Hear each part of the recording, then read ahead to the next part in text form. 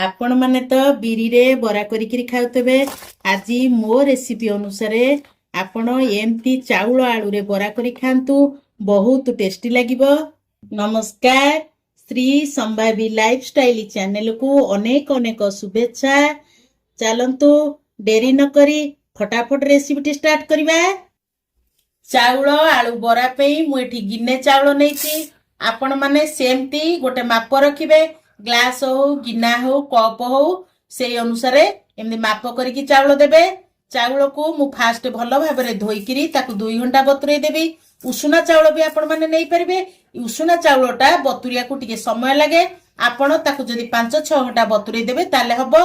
मु एठी अरुआ चाउल नेची, याकू भल भाव धोईकी मु ताकू 2 घंटा पे बतुरे दउ। देखंतु चाउल मु 2 घंटा बतुरे देथिली। चाउल हमर पूरा बतुरी आइची। हाथ रे भी एमती कले भी हो जाउची। आकू भल भाव आमे धोईकी ग्राइंडिंग करिबा। मु ग्राइंडर जार रे आकू सब देई दउची। आदरे आमे अल्प टिके पानी दे आकू ग्राइंडिंग करिबा, बेसी भी पानी करिबानी। मु एबे ग्राइंडिंग कर दबी। देखंतु मु एटी चिकन खिरी बाटी देइची। आपण ग्राइंडिंग कला बेले जदी आपण को पानी आवश्यक हुए आपण पानी देई परिबे। देखंतु पूरा चिकन क्रीम एठी बाटी देइची। आकू आमे साइड रे रखिबा। नेक्स्ट प्रोसेस को जिबा। गोटे गिना चाउल को मु गोटे बडो आलूटा को सिझेई देइतिली, ता चोपा छडे देइची। गोटे ग्रेटर साहाय्य रे आमे आकू एमती कोरी दबा। देखंतु एमती कोरी दबा। एमती कोरी देइची ताकू ताकू आमे भलो करी एमती चकड़ दबा।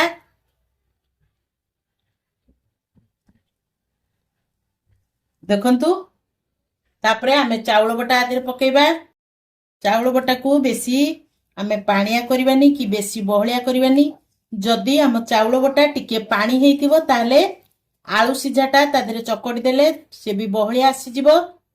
आमे ताकू एमती चकटिबा, देखिबा केते तार बहलिया अछि कि पानिया अछि।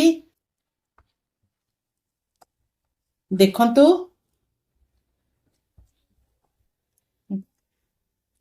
खाइबा सोडा में गोटे चामच दे दबा।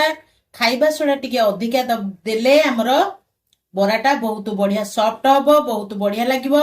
काहे कि ना मु अरुआ चाउल रे करूची, सेति पई अधिका टिके खाइबा सोडा पकेइबा। गोटे चामच जीरा एतरे पकेइबा। स्वाद अनुसार आमे लूण ऐड करिबा। काटिकी रखितबा भुसंग पत्र को पकेइबा। आपण माने चाहिले काटिकी धनिया पत्र भी पकेइ परिबे। गोटे चामच जुआनीटा पकेइबा द्वारा आमर बहुत बढ़िया बास्ना आस्ताए, खाइबा को भी टेस्टी लगी थाए। मु एतरे कंचा लंका पकाउनी, आपण माने चाहिले कंचा लंका पकेइबे। कंचा लंका मु पकाउनी एथि पई मोर छोटो पिला अछंती खाइबे।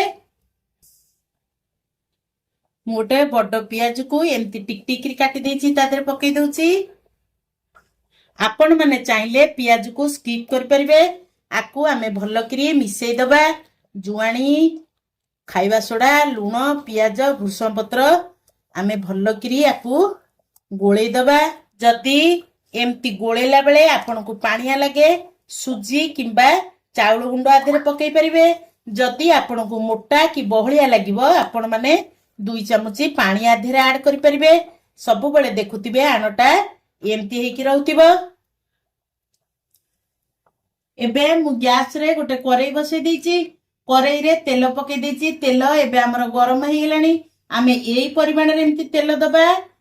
बराटा पकेइले जेमती बराटा हमर बुडीकी रहइबो। एमती गोल गोल की पके दबा। बरा को पकेइला बेले आमे गैस रो फ्लेम को मीडियम फ्लेम रे रखिबा। आमे आरपट साइड की ताको उल्टे दबा।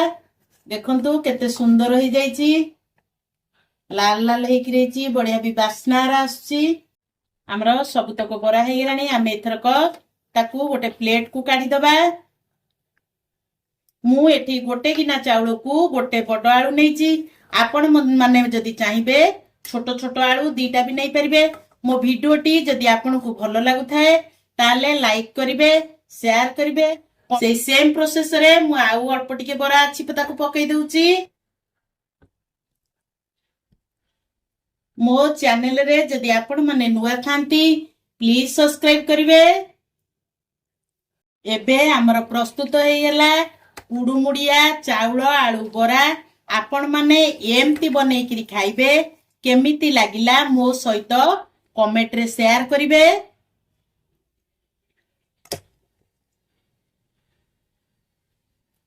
ରହୁଛି, ପୁଣି ଦେଖା ହେବା ନେକ୍ସଟ ଭିଡିଓରେ। ଜୟ ଜଗନ୍ନାଥ।